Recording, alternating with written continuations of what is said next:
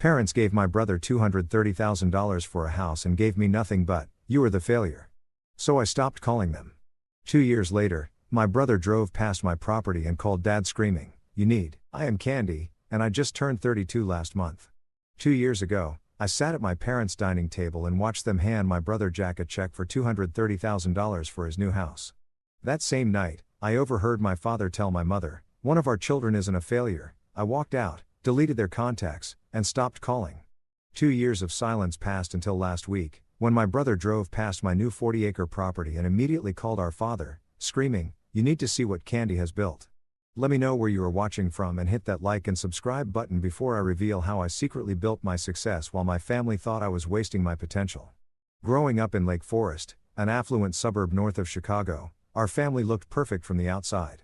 Our two-story colonial home with its manicured lawn and three-car garage represented everything my parents valued: status, appearances, and financial success. My father, Michael Henderson, built his career as an investment banker, working 60-hour weeks and measuring his worth by the size of his year-end bonuses. My mother, Diane, embraced her role as the quintessential socialite, organizing charity galas and country club luncheons while carefully maintaining our family's image in the community. From my earliest memories, the difference in how my parents treated my brother Jack and me was subtle but unmistakable. Jack, 3 years, my senior, was their golden child, the son who would carry on the family name and follow in our father's financially successful footsteps. When Jack showed interest in baseball at age 8, my father immediately hired a private coach and built a batting cage in our backyard. When I developed a passion for plants and started a small vegetable garden at the same age, my mother complained about the dirt I tracked into the house, and my father dismissed it as playing in the mud. "Jack has real talent," my father would say after his games, proudly displaying his trophies on the mantle. My science fair ribbons and certificates for environmental projects remained in desk drawers, brought out only when I specifically asked why they weren't displayed. By middle school, the pattern was firmly established. When Jack made the honor roll, our parents took him to a Chicago Bulls game with courtside seats. When I achieved the same academic success, they simply nodded and said, "That's what we expect." The message became increasingly clear. Academic achievement was the baseline expectation, but only certain types of success truly mattered in our family. Christmas and birthdays further highlighted the disparity. On his 16th birthday, Jack received a brand new sports car with a big red bow in the driveway. For my 16th, I got a used sedan because, as my father explained, you just need something practical to get around. It wasn't about the monetary value though, that difference was significant. It was about the thought, excitement and celebration that accompanied gifts for Jack versus the practical, almost obligatory nature of mine. My grandmother, Eleanor, was the exception in our family. My father's mother had grown up on a small farm in southern Illinois before marrying my grandfather and moving to the suburbs. She understood my fascination with growing things and nurtured my interest in environmental science. "Not everyone measures success with a dollar sign," she would tell me during our weekend visits to her small house with its magnificent garden. "Some of us measure it by how much good we put back into the earth." Under her guidance, I learned about companion planting, composting, and sustainable growing practices. While my parents saw these interests as odd and impractical, Grandma Eleanor recognized them as a genuine calling. She gifted me rare seeds, specialty gardening tools, and books about innovative agricultural practices that I devoured during summer breaks. "You have a gift, Candy," she would say, her weathered hands guiding mine as we transplanted seedlings. "The world needs people who understand that we can't keep taking from the land without giving back." During my junior year of high school, I developed a vertical gardening system for my science project that won regional recognition. Local news covered the story, and a small sustainable farming magazine interviewed me about the design. My parents attended the award ceremony out of obligation but seemed uncomfortable when other parents congratulated them. "It's just a school project," my father said dismissively to a colleague who mentioned seeing me in the newspaper. "Jack is the one applying to Wharton next year. That's something with real potential." The summer before my senior year, Grandma Eleanor was diagnosed with aggressive cancer. I spent every possible moment with her, often doing homework in her hospital room, and telling her about my plans to study environmental science in college. "Promise me you'll follow your heart," she said, during one of her last lucid days, her once strong voice barely above a whisper. "Your father lost his way chasing money. Don't make the same mistake."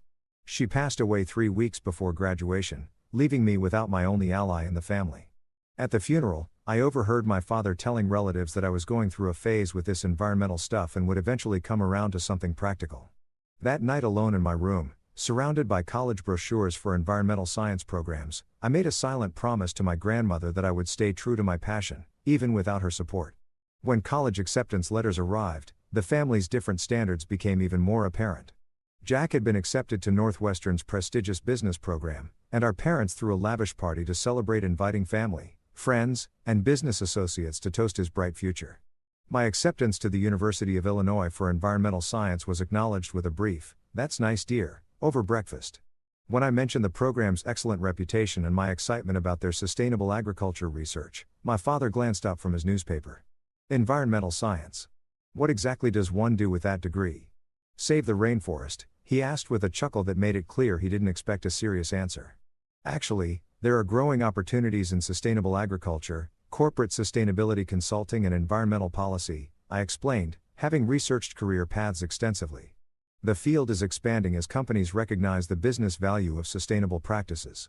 My father exchanged a look with my mother.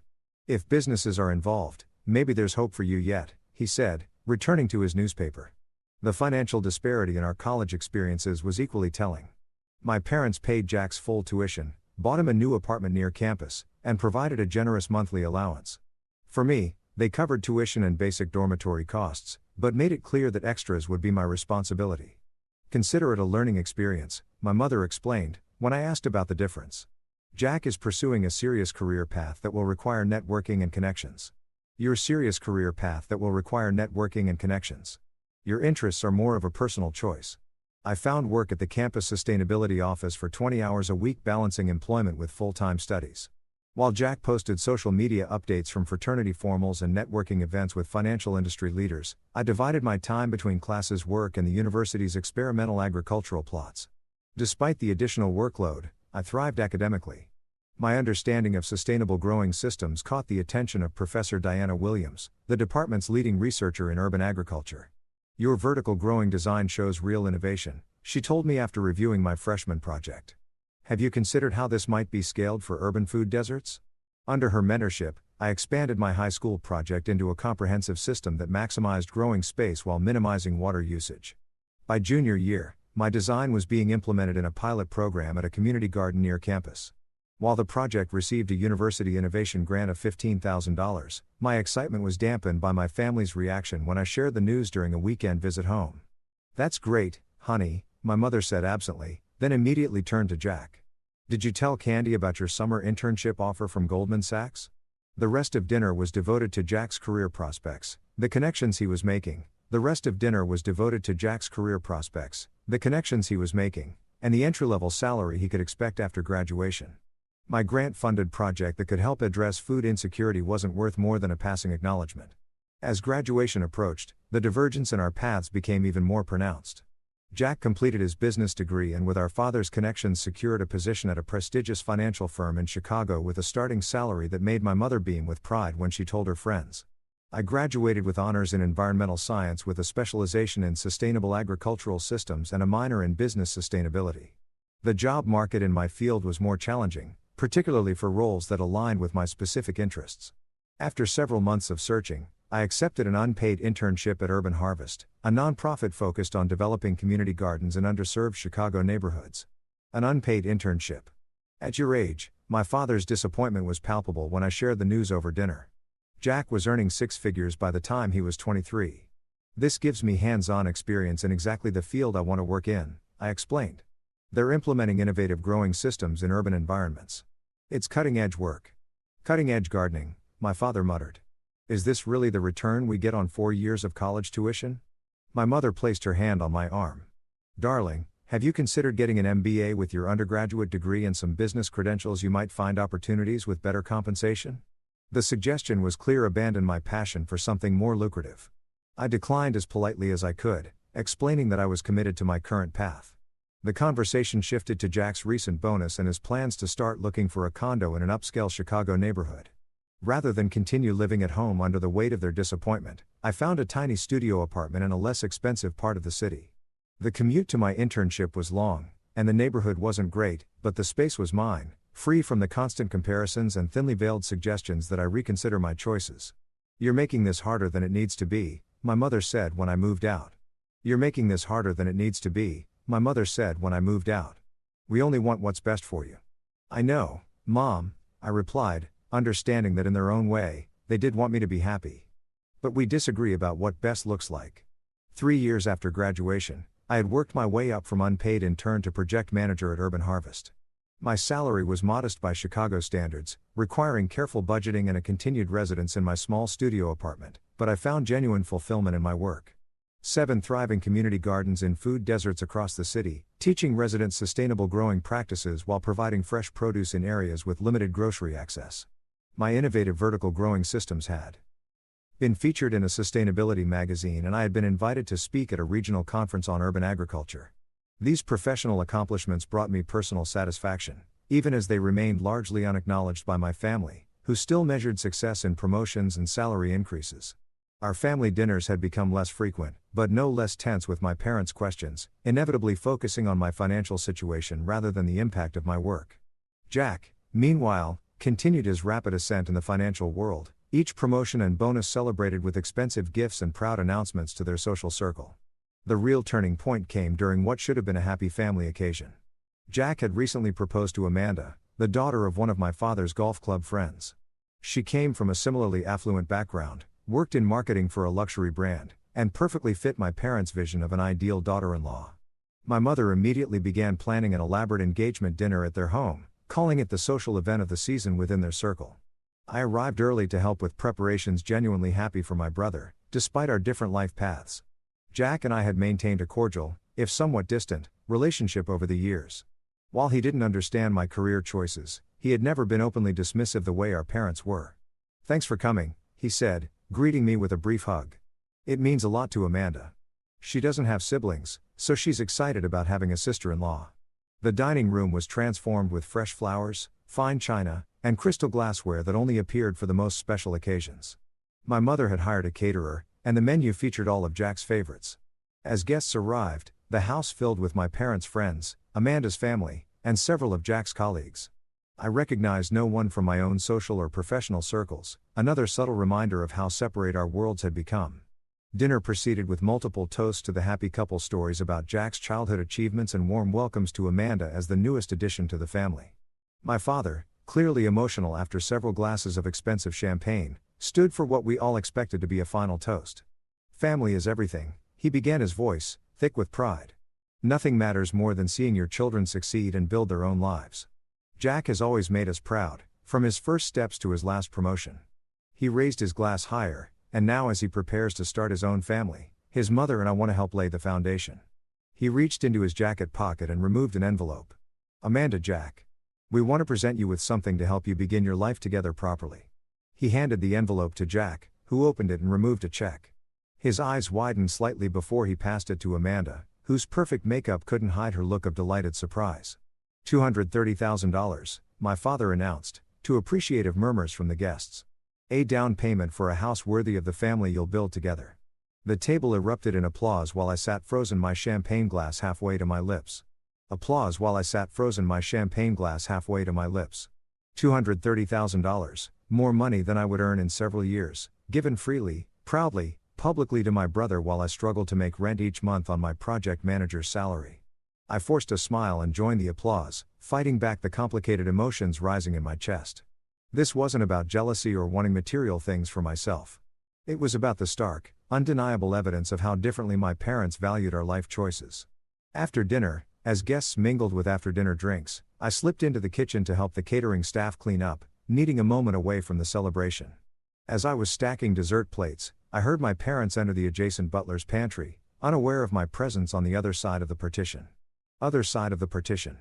"A perfect evening," my mother was saying. "Everyone was so impressed with Jack and Amanda, they make such a handsome couple." "He's done everything right," my father agreed, the ice clinking in his scotch glass. "The right school, the right career, the right girl. We couldn't ask for more."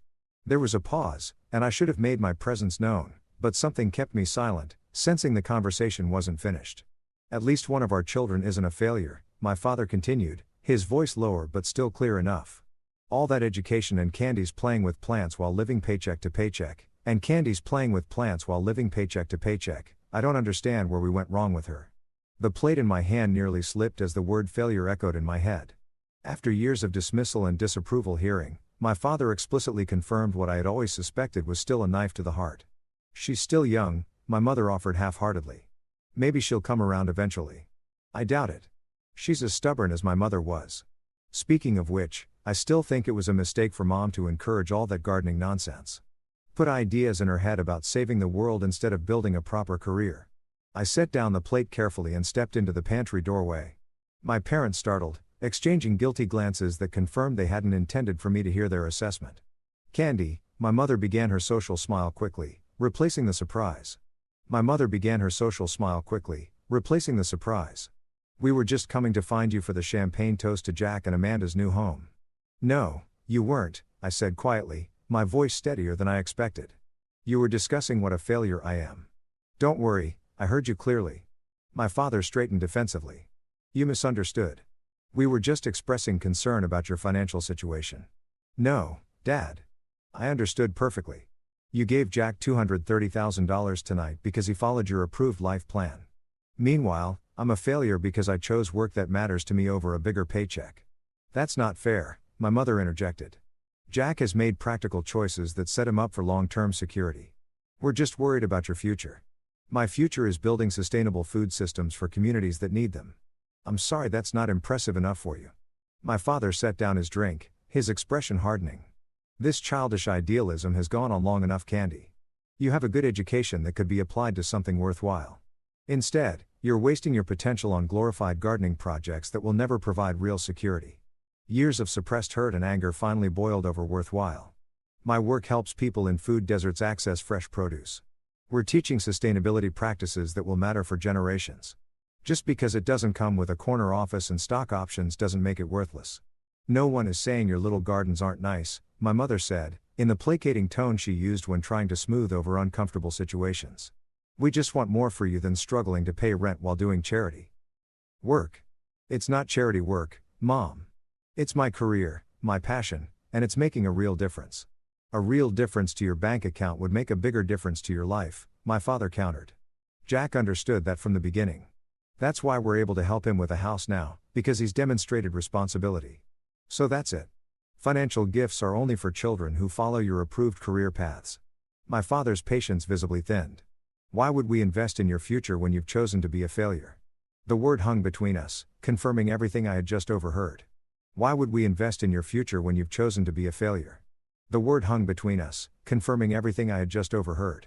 My mother's eyes widened slightly at my father's bluntness, but she said nothing to contradict him. I see, I said, a strange calm, replacing the hurt as everything crystallized. Thank you for making your position so clear. I walked past them back to the dining room, gathered my purse and jacket, and quietly said goodbye to Jack and Amanda, congratulating them once more. Neither of my parents followed me or attempted to explain or apologize as I left their house. Driving home through sheets of rain that matched my mood, I made a decision that had been building for years. Until my parents could respect my choices and see value in my work beyond its earning potential, I would stop seeking their approval or subjecting myself to their judgment. In my apartment that night, I deleted their contact information from my phone, unfriended them on social media, and blocked their numbers. The finality of these actions brought both pain and an unexpected sense of liberation. For the first time since childhood, I would no longer measure my worth through their disappointed eyes. The first few weeks after cutting contact with my parents were both liberating and terrifying. Without the constant weight of their disapproval, I felt lighter, but the absence of family, even family that didn't understand me, left an undeniable void. I threw myself into my work at Urban Harvest, channeling my emotional energy into expanding our community garden program and refining my vertical growing systems. The hydroponic setup I had developed as an undergraduate project had evolved significantly through years of testing and iteration. My latest design reduced water usage by 60% compared to traditional systems while increasing yield in limited spaces. At Urban Harvest, we had implemented these systems in 3 community gardens, but I knew the potential applications were much broader. During a particularly successful harvest day at our newest garden site, I ran into Professor Williams, my undergraduate mentor, who was volunteering with a group of her current students. Candy. This system is remarkable, she said, examining the vertical towers bursting with leafy greens. You've solved the water circulation issues we discussed years ago. We spent the afternoon catching up, and I shared my ideas for expanding the system to commercial applications. The technology could transform urban food production, but nonprofit budgets are too limited to scale it properly, I explained. Professor Williams listened thoughtfully, then said, "You should meet Marcus Chen. He runs an agricultural technology investment fund focused on sustainability. This is exactly the kind of innovation he's looking for." That introduction changed everything. Marcus visited one of our community gardens the following week asking detailed questions about water efficiency, nutrient delivery, and scalability. 2 weeks later, he invited me to present a formal business plan to his investment team. "Your technology has commercial potential far beyond community gardens," he explained. "With proper funding, you could develop systems for restaurants, grocery chains, even residential applications." Systems for restaurants, grocery chains, even residential applications. The prospect of expanding my work beyond Urban Harvest was both exciting and intimidating. I had never seen myself as an entrepreneur, but the possibility of scaling my impact was too compelling to ignore. Over the next month, I worked nights and weekends developing a comprehensive business plan for what would become Vertical Bloom, a company specialized in designing and implementing space-efficient growing systems for urban environments. $1,000 in exchange for 20 equity, enough to secure a small workshop space and hire a part-time engineer to help refine the technology. I took a leave of absence from Urban Harvest, promising to continue supporting their gardens while pursuing this new venture. The early days of entrepreneurship were grueling. I worked 80-hour weeks, splitting time between technical development, business operations, and desperate attempts to secure our first commercial clients. For the first 3 months I paid myself nothing, continuing to live in my tiny studio and stretching my savings. To the breaking point, there were moments of crippling doubt. Usually at 3 a.m, when I'd wake wondering if my father had been right all along. Was I foolishly pursuing an idealistic dream while my brother built a real career? These doubts were particularly acute during holidays, when the absence of family, however difficult they had been, felt most pronounced. My first real breakthrough came 4 months in, when a regional grocery chain agreed to pilot my growing system in one of their stores, creating an in-house produce department that would grow lettuce, herbs, and small vegetables right before customers' eyes. The marketing appeal of ultra-fresh, zero transportation produce, combined with a significant reduction in water usage and elimination of pesticides, created a compelling business case. The installation was featured in local business news, bringing attention to Vertical Bloom and generating inquiries from restaurants and other grocers. 6 months after founding the company, we hired our first full-time employees.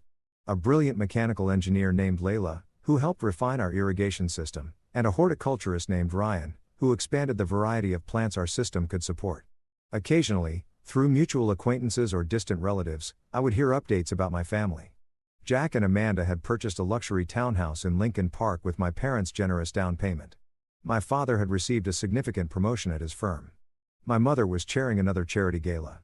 These snippets of their continuing lives without me brought a mixture of sadness and relief that we were all moving forward on our separate paths. Some well-meaning relatives tried to bridge the gap, inviting me to events where my parents would be present or relaying messages suggesting reconciliation.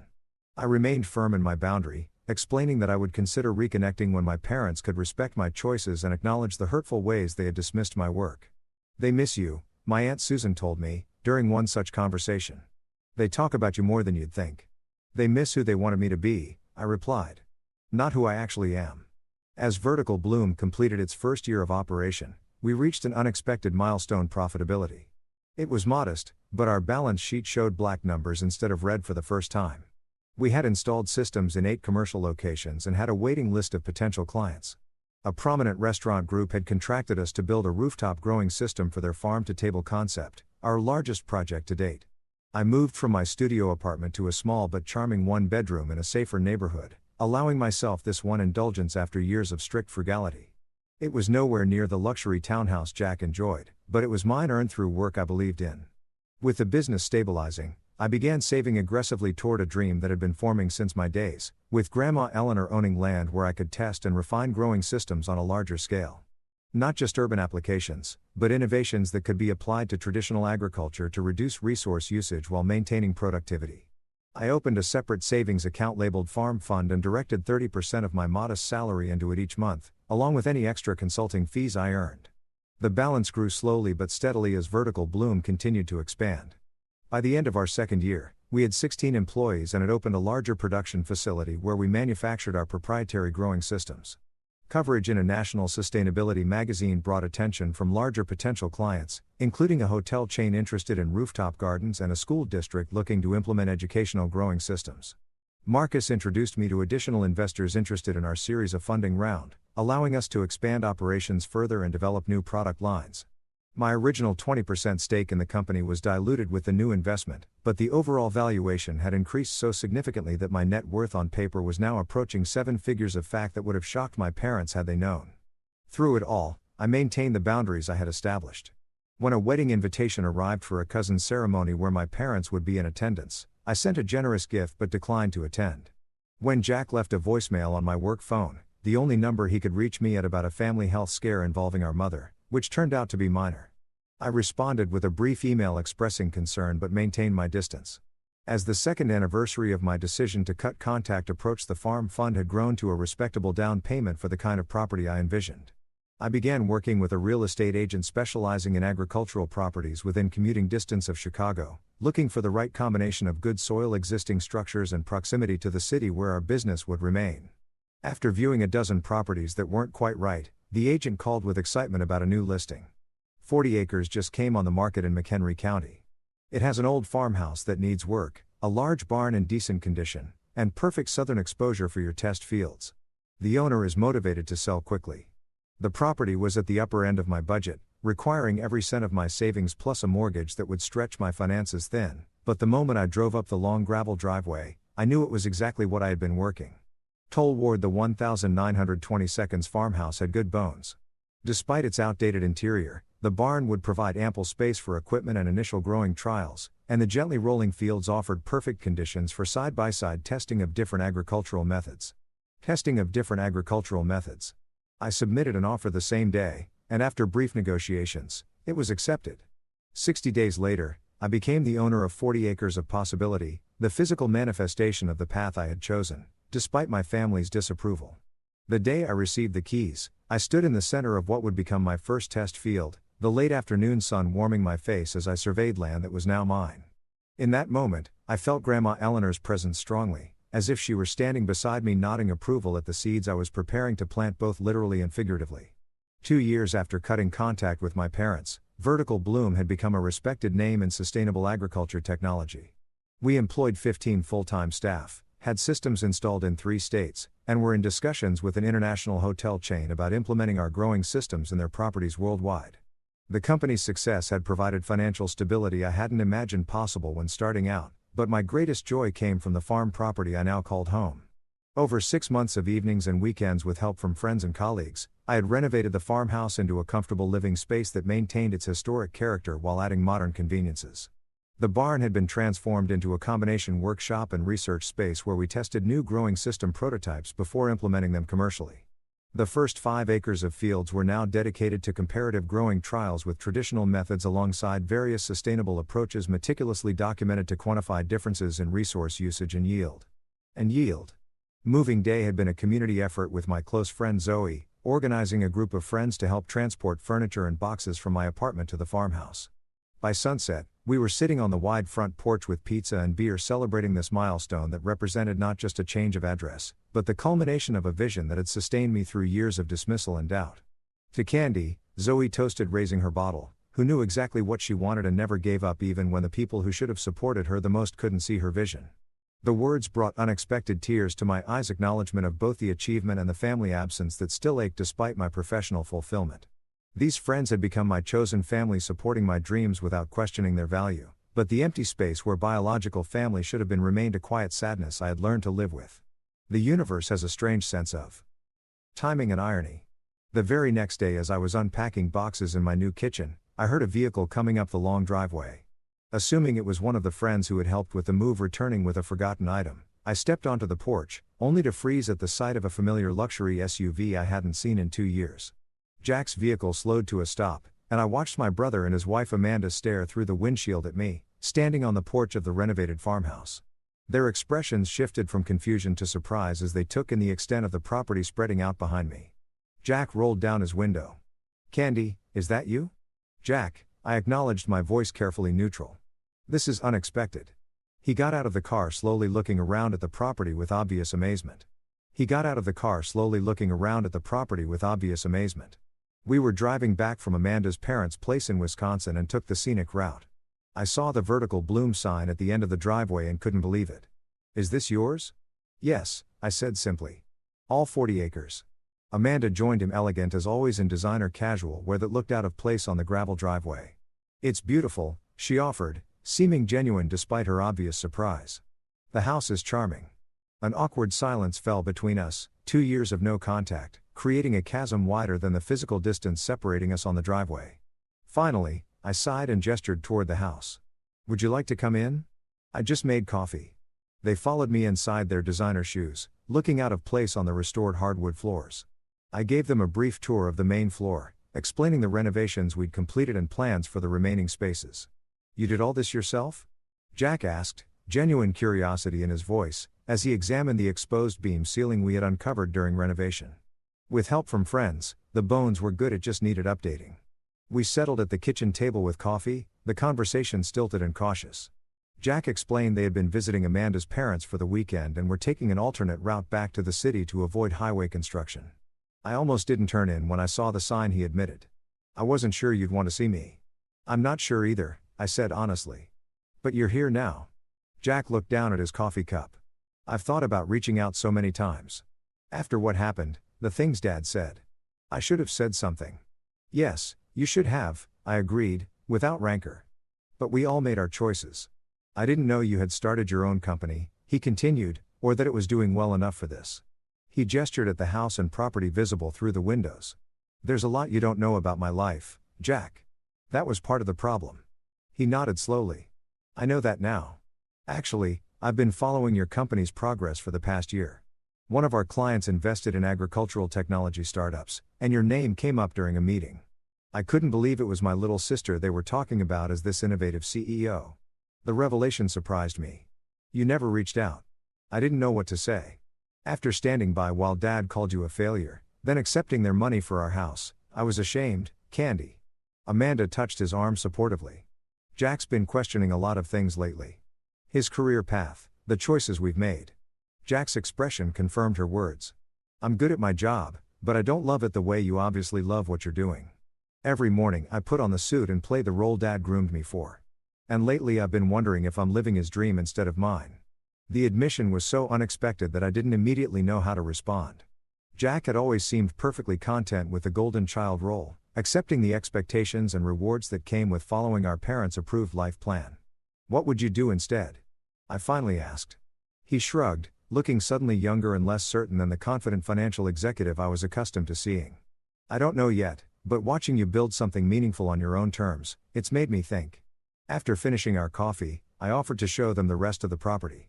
We walked through the converted barn, with its experimental growing systems, out to the test fields, where different agricultural methods were being compared side by side, and finally to the small orchard I was restoring with heritage apple varieties. Throughout the tour, Jack asked increasingly thoughtful questions about the business, the technology, and my vision for the future. Not the dismissive queries our father would have posed about revenue and return on investment, but genuine interest in the work itself and its potential impact. As we returned to the house, Jack stopped at the edge of the vegetable garden looking back over the property. "Dad was wrong about you, Candy. So wrong." He turned to face me directly. "You're not a failure. You've built something amazing here." The words I had longed to hear from my father coming, instead from my brother, brought an unexpected wave of emotion.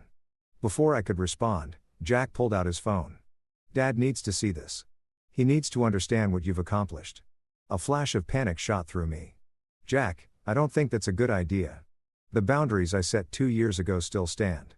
But Jack was already dialing, putting the phone on speaker as it rang. Our father answered on the third ring, his familiar voice sending a jolt through me after so long. "Jack, everything okay? Aren't you driving back from Amanda's parents? Dad, you need to see what Candy has built." Jack's voice was urgent, almost angry. "She owns 40 acres in McHenry County. She's built a successful company. She has employees and clients in multiple states. Everything you said about her was wrong." The silence on the other end of the line stretched for several seconds. "You're with Candy." Our father's voice had lost its usual certainty. "Yes, we happened to drive past her property. Dad, you and Mom need to come see this. You need to understand what she's doing." Another long pause. "Is she there? Can I speak with her?" Jack looked at me questioningly. After a moment's hesitation, I shook my head. I wasn't ready for that conversation, not yet, not like this. "She's not available right now," Jack said, respecting my decision. But Dad, I'm serious. The things you said that night, you were wrong. Candy isn't wasting her potential or playing with plants. She's building something important. I see, our father said, his tone unreadable. Well, thank you for letting me know, son. Your mother and I will discuss this. After hanging up, Jack turned to me apologetically. I'm sorry if that was overstepping. I just couldn't let him continue thinking you were struggling or failing when the reality is so different. I wasn't sure how to feel about Jack's intervention. Part of me appreciated his attempt to correct our father's misconceptions, while another part felt protective of the life I had built without their validation or involvement. It's done now, I said finally. But Jack, I need you to understand something. I didn't build this to prove Dad wrong or to show that I could be successful on his terms. I built it because this work matters to me, because I believe in what we're creating. I know, he said quietly. That's what makes it even more impressive. You did it for the right reasons. As they prepared to leave, Jack asked hesitantly if we could stay in touch. I've missed having a sister, he admitted, and I'd like to know more about your work if you're willing to share it. The request was sincere, and despite the complicated feelings his visit had stirred up, I found myself nodding. I'd like that. But Jack, I need you to respect my boundaries with Mom and Dad. If we rebuild our relationship, it needs to be separate from them for now. I understand, he assured me. This is between us. As I watched their car disappear down the driveway, I felt a strange mixture of emotions. The unexpected reconnection with Jack had opened a door I had assumed would remain closed, while simultaneously reminding me of all I had accomplished on my own terms, without the approval or support I had once craved from my parents. Whether they ever came to understand or value my choices remained to be seen, but standing on the porch of my farmhouse, looking out over land that represented my vision becoming reality, I knew with certainty that I had chosen the right path for myself, regardless of their judgment. Regardless of their judgment. The week following Jack's unexpected visit passed in a blur of normal activity. I had several meetings with potential clients, supervised a new installation at a downtown restaurant, and continued the never-ending process of unpacking boxes at the farmhouse. If I checked my phone more frequently than usual, expecting perhaps another call from Jack or even my parents, I tried not to acknowledge it consciously. 7 days after Jack's visit, I returned home from the office to find a black Mercedes sedan parked in my driveway. My stomach tightened instantly in recognition of my father's car. After 2 years of complete separation, both my brother and parents had appeared at my doorstep within the span of a week. I sat in my truck for several minutes, gathering my composure and considering my options. I could drive away avoiding the confrontation entirely. I could call and ask them to leave. Or I could face whatever conversation they had come to have on my territory and my terms. Taking a deep breath, I chose the third option, stepping out of my truck and walking toward the house where my parents stood awkwardly on the porch. My mother looked older than I remembered her carefully maintained appearance, showing subtle signs of the passage of time. My father stood stiffly beside her, his expression unreadable behind his usual mask of professional composure. "Candy," my mother said, as I approached, her voice wavering slightly. "You look well. What are you doing here?" I asked, directly stopping at the bottom of the porch steps. My father cleared his throat. "Jack told us about his visit, about your property and business.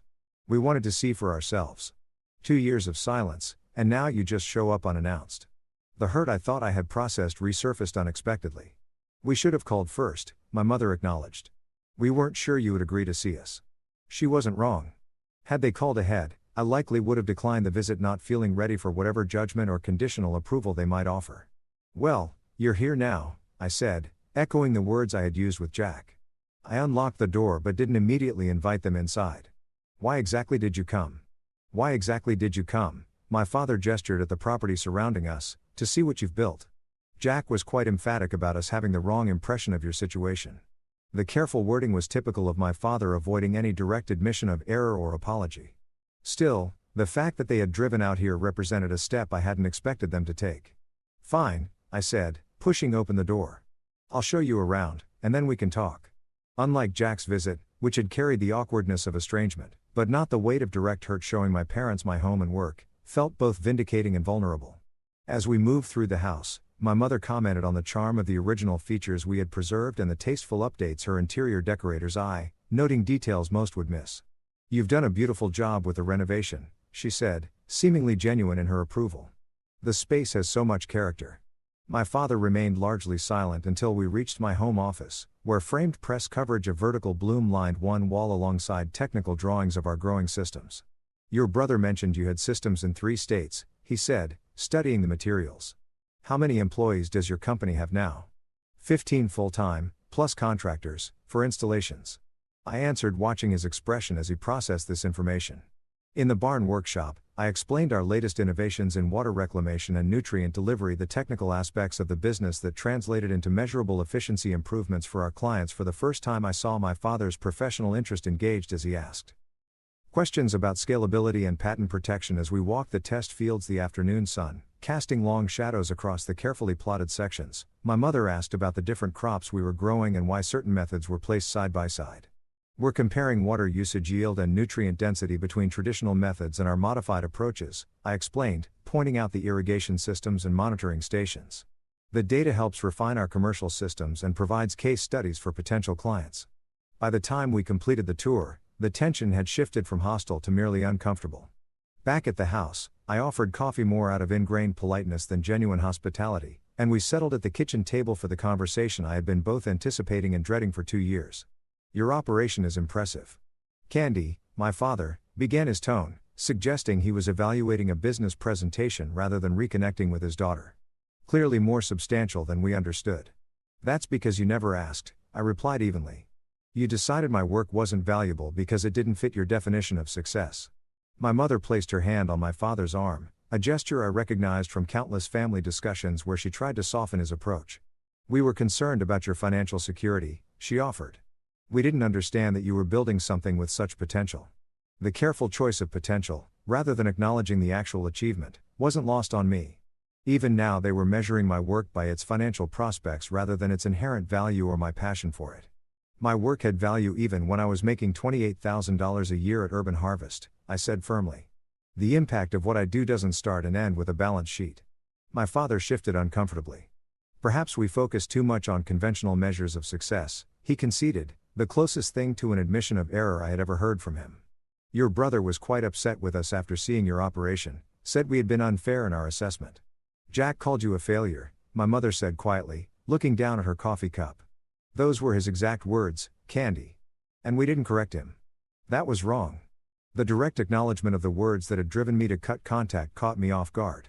I had expected deflection or minimization, not this straightforward reference to the painful breaking point. Yes, it was wrong, I agreed, meeting her gaze.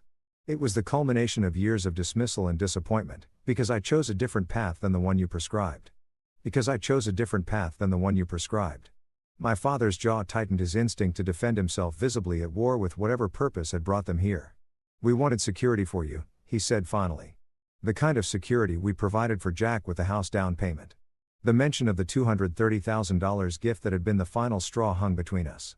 I took a deep breath, determined to address it directly. That night made it abundantly clear where I stood in the family hierarchy, I said. It wasn't just the money, though, that disparity was certainly stark. It was hearing myself described as a failure, after years of working toward goals you never bothered to understand or value. We should have supported your choices, my mother said, surprising me, with the directness of her admission, even if we didn't fully understand them. That's what parents are supposed to do. My father looked out the window toward the fields where evidence of my vision was taking physical form. I built my career in a world where success had clear metrics, he said slowly. Profit margins. Asset growth. Measurable return on investment. I applied the same metrics to my children's choices without considering that different fields operate by different measures of value. It was perhaps the most insight he had ever offered into his perspective, and acknowledgement, however limited, that his framework was not the only valid one. Your work here, he gestured toward the property visible through the windows, has metrics of its own. Sustainability improvements. Resource conservation. Innovations that address real problems. He met my eyes directly. I didn't have the right vocabulary to evaluate what you were building, so I dismissed it instead. That was short-sighted of me. From my father, this qualified acknowledgement was significant, perhaps the closest to an apology his pride would allow. My mother reached across the table, stopping just short of touching my hand. We've missed you, Candy. Finding out from Jack that you've built all this while we were completely absent from your life. It made us realize how much we've lost through our own narrow thinking. The sincerity in her voice penetrated the protective walls I had built. I missed you too, I admitted. But I couldn't keep subjecting myself to constant disapproval and dismissal. It was destroying me. And the fact that we drove you to cut contact completely should tell us something about how badly we failed as parents, my mother said. A directness unusual for her conflict-averse nature. My father cleared his throat. If we were to try again, what would that look like from your perspective? The question surprised me. I had expected, perhaps, grudging acknowledgement of my accomplishments, but not this tentative step toward rebuilding a relationship. It would require real respect for my choices and my work, I said after a moment's consideration. Not just because the business is successful now, but because the work itself has value, and it would mean acknowledging the hurt caused by years of comparing me unfavorably to Jack and dismissing my path as worthless. My father nodded slowly. That seems reasonable. As they prepared to leave an hour later, the conversation, having covered painful ground but reached no definitive resolution, my father paused at the door. Your grandmother would be proud of what you've built here, he said unexpectedly. She always said you had a special connection to the land. I should have listened to her more carefully. The mention of Grandma Eleanor, the acknowledgement of her influence that he had previously dismissed, brought unexpected tears to my eyes. I simply nodded, not trusting myself to speak. After they drove away, I sat on the porch steps, watching the sunset color the sky above my fields, processing the unexpected visit and its implications. But a door had been opened that I had believed permanently closed. Jack called that evening to check in, having heard from our parents about their visit. They were pretty quiet afterward, he reported. But Dad mentioned that your business model was more sophisticated than expected, which coming from him is practically gushing praise. I laughed despite myself. Baby steps, I guess? Are you okay with them reaching out? He asked. I feel responsible since I prompted this by calling Dad from your place. I'm processing it, I answered honestly. Part of me is glad they made the effort to see what I've built. Another part is wary of getting hurt again if their newfound respect is conditional on my financial success rather than the value of the work itself. That's fair, Jack acknowledged. For what it's worth, I think seeing your place in person really affected them. It's one thing to hear about your company, another to see the physical manifestation of your vision. It made it real in a way that words couldn't. As we ended the call, I realized that while the visit hadn't provided the clean resolution of a television family drama, it had begun a process of reassessment and potential healing that would unfold in its own time with boundaries I now felt empowered to maintain. Significantly, spring had transformed the test fields into a vibrant tapestry of green, experimental crops, thriving under various growing methods we were evaluating. The farm had become not just my home, but a living laboratory where Vertical Bloom tested innovations before implementing them for clients. The relationship with my family had similarly begun to take new form, cautious growth, replacing the barren silence of the previous 2 years. Jack and I had re-established regular contact with him, visiting the farm monthly, genuinely interested in the business, and occasionally bringing his financial expertise to bear on growth strategies. You know, he said during one such visit, helping me install monitoring equipment in a new test plot, I never expected to enjoy getting my hands dirty like this. Dad would have a heart attack seeing his investment banker's son doing manual labor on a farm. The comment revealed how much Jack himself was changing, finding satisfaction in activities outside the narrow definition of success we had been raised with. He had recently reduced his work hours to 4 days a week, using the extra time to explore interests long suppressed under professional expectations. My relationship with my parents was evolving more slowly with careful steps on both sides. We had established a monthly phone call, somewhat formal at first, but gradually becoming more natural. My mother had visited the farm twice more, each time bringing something for the house, a peace offering in the language of homemaking she understood best. My father remained more reserved, but made efforts in his own way, sending articles about agricultural technology or sustainability initiatives he encountered in his work. It was his method of demonstrating that he was now paying attention to a field he had previously dismissed, trying to understand my world on its own terms. The most significant test of our fragile new dynamic came with an invitation to dinner at the farmhouse. After much consideration, I had decided it was time to attempt a family gathering on my territory, where I felt most secure and confident. The evening arrived with perfect early autumn weather, a gentle breeze carrying the scent of ripening apples from the orchard. I had prepared a meal featuring produce from the farm, a tangible demonstration of the bounty that could be created through sustainable methods. Jack and Amanda arrived first, bringing wine and an easy familiarity with the space from their regular visits. My parents followed shortly after, my mother carrying a photo album I didn't recognize.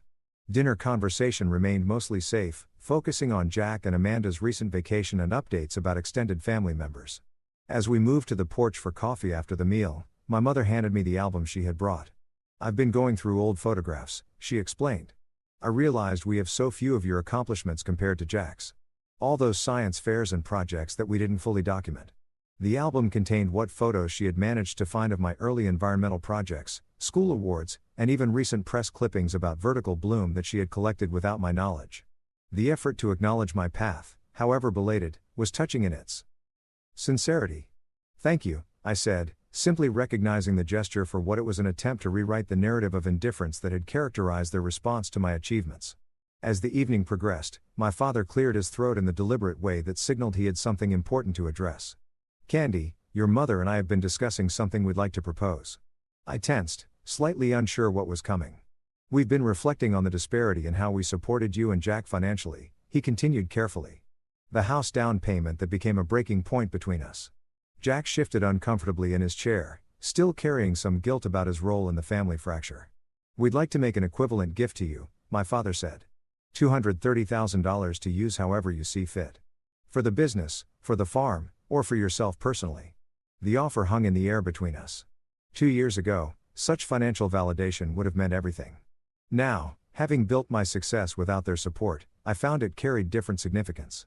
"I appreciate the gesture," I said after a moment's consideration, "but I don't need the money personally, and the business is doing well on its own merits." My father's expression fell slightly, the rejection of his attempt at equity clearly disappointing him. "However," I continued, "I do have a suggestion for how that money could make a difference in a way that would be meaningful to me."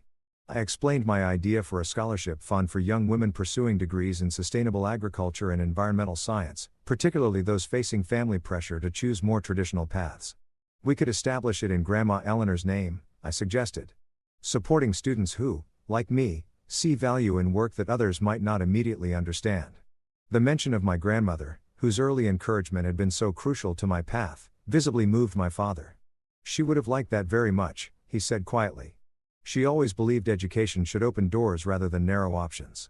Over the following weeks, we worked together to establish the Eleanor Henderson Scholarship for Innovation in Sustainable Agriculture. The process of collaborating on something meaningful began to heal wounds that simple financial restitution could not have addressed, creating a shared purpose that acknowledged both the past hurt and the possibility of a different future. As the one-year anniversary of our confrontation approached, I invited my family to a small gathering at the farm to celebrate both the launch of the scholarship fund and the demonstration growing field, which was now fully operational, providing data for our next generation of commercial systems. Commercial systems. Standing together at the edge of the field watching the sunset paint the sky in brilliant orange and gold, I felt a sense of completion that had nothing to do with winning approval and everything to do with standing firmly in my own truth, while allowing space for relationships to evolve. "I never imagined this," my father said, gesturing toward the thriving crops and monitoring stations. "When you first talked about environmental science, I pictured something abstract theoretical, not this practical innovation with tangible results."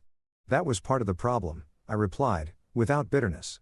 "You couldn't value what you couldn't envision." He nodded thoughtfully. "I measured success by the standards I understood.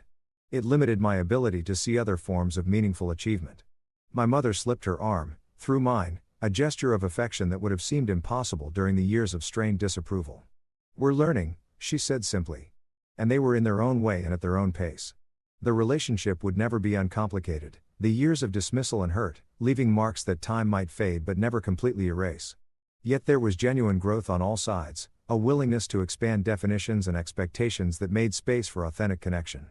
Jack had perhaps changed the most, visibly questioning the path he had followed so dutifully and finding satisfaction in activities and interests outside the narrow band of acceptable pursuits we had been raised with. He had recently joined the board of a nonprofit focused on urban food security, bringing his financial expertise to an organization aligned with values he had discovered through reconnecting with me. "You know what's ironic," he said, as we walked back to the house together. "Following the approved family plan was supposed to bring security and happiness, but I've never felt more fulfilled than since I started questioning it. Watching you build this life on your own terms gave me permission to examine my own choices." My business continued to thrive, expanding into new markets and developing increasingly sophisticated growing systems for various environments. The demonstration farm became a destination for agricultural students and sustainability professionals, a living showcase of innovation that attracted visitors from across the country. More meaningful than the professional success, however, was the inner peace that came from living authentically. The validation I had once desperately sought from my family had become secondary to the satisfaction of creating work aligned with my values. When their respect finally came, it was welcome, but no longer essential to my sense of worth. Standing in my fields as the day's last light painted the sky, I reflected on the journey that had brought me here. The pain of rejection had been real and deep, but it had also been the catalyst for building a life entirely on my own terms, unconstrained by others' limited vision of what success should look like. Some wounds might never fully heal, some patterns of family interaction might always require conscious effort to navigate, but the authentic path I had chosen had ultimately created the possibility for more genuine connections based on who we truly were, rather than who we were expected to be. The greatest lesson wasn't that I had proven my parents wrong or that success had vindicated my choices. It was that defining success on my own terms, standing firmly in my truth, even when it meant walking alone for a while, had created the foundation for a life of integrity and purpose that no external validation could provide. Have you ever had to choose between family expectations and your own authentic path? I'd love to hear your stories in the comments below. Sometimes the hardest boundaries to set are with the people we love most, but standing in your truth can lead to unexpected growth for everyone involved.